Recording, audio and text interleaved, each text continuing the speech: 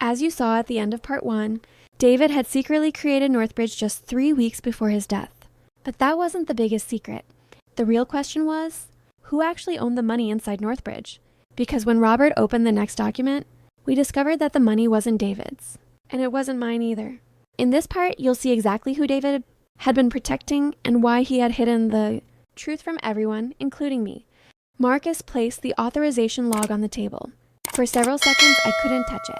The name at the top was Daniel Reed, David's chief financial officer. Daniel had stood beside me at David's funeral that morning. He had shaken my hand and quietly said, "Everything is under control." Now his credentials were attached to suspicious transfers. I looked at Marcus. "Are you telling me Daniel stole from David?" Marcus shook his head. "No, I'm telling you his credentials were used." He turned the page. 3 weeks before David died, he noticed an unusual expense from one of the company accounts. How much? $38,000. Where did it go? A private account. Whose? Marcus hesitated. Vanessa's. My chest tightened. But that wasn't the biggest problem. He showed me several more transactions. Vanessa's luxury resort reservation, her rental car, private shopping expenses, even debts I hadn't known about. The descriptions made everything look legitimate. Consulting fees, emergency expenses, business reimbursements, but the supporting invoices didn't match the payments. Someone had been disguising personal spending as company expenses. I felt sick. All those years, I whispered, I thought David was helping them. He was, Marcus said quietly. At first, what changed? David noticed the amounts didn't match what your family had asked him for. He slid another page toward me. He had authorized limited support. Someone was taking far more. I stared at the figures. I remembered every time my mother had said, "It's just temporary." Every time Vanessa had promised, "I'll pay David back." And every time David had smiled and told me, "Their family, Violet." My eyes burned. Why didn't he tell me? Marcus looked at me. Because he knew you'd defend them. The words hurt because they were true. I had spent years believing my family was selfish, not dangerous. Now I was beginning to understand the difference. Marcus pulled out one final page. This is the transaction David was most worried about. I looked at the date, 3 weeks before his death. The amount was nearly 10 times larger than the others. My breath caught. Did Vanessa receive this too? Marcus slowly shook his head. No. I looked at him. Then where did it go? He turned the page toward me. The account number is here. I stared at it, and for the first time, I realized Vanessa's spending was only the surface. The real money had gone somewhere else. I stared at the account number Marcus had circled. Whose account was it? Marcus didn't answer immediately.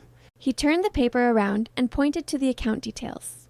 It isn't registered under Vanessa's name. Then whose? That's what David was trying to determine. I studied the unfamiliar company name beneath the account number. Northbridge Holdings, LLC. I had never heard of it. What is that? Marcus shook his head. David couldn't find any legitimate connection between Northbridge and his company. My stomach tightened. So where did the $300,000 go? We don't know yet. I looked back at the transaction history.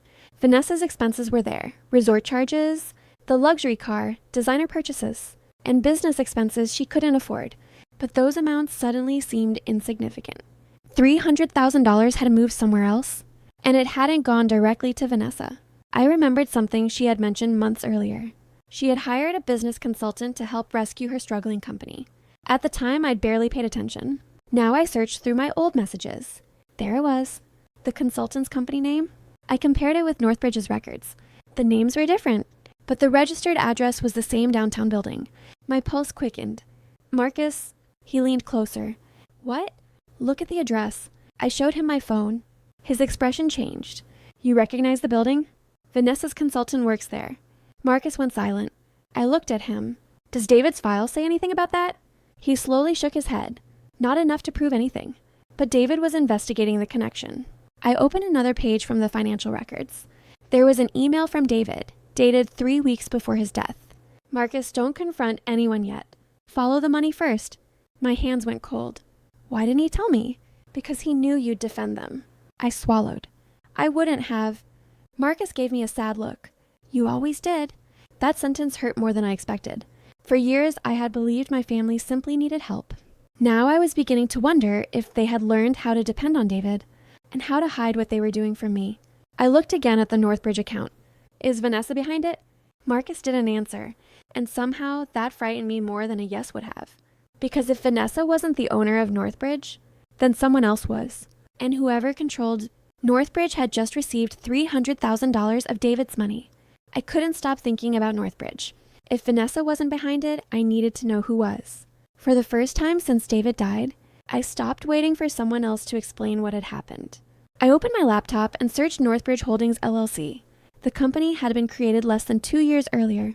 Its registered address matched Vanessa's consultant's building. That wasn't enough, so I dug deeper. I found an invoice from Vanessa's consulting firm. The description read, Strategic Financial Advisory Services. The invoice was for $18,500, but the payment hadn't come from Vanessa's company. It had been paid by Northbridge. I stared at the screen. Why would Northbridge pay Vanessa's company? I checked the date, 3 weeks before David died. The same week he'd started investigating the hidden transfers. I immediately called Marcus. He answered after 2 rings. Did you find something? I found a payment from Northbridge to Vanessa's company. How much? $18,500. There was a long silence. David had that payment flagged, Marcus finally said. Why? He thought it might be connected to the larger transfer. My fingers tightened around the phone. So Vanessa wasn't just spending David's money? I don't know. Marcus, that's not an answer.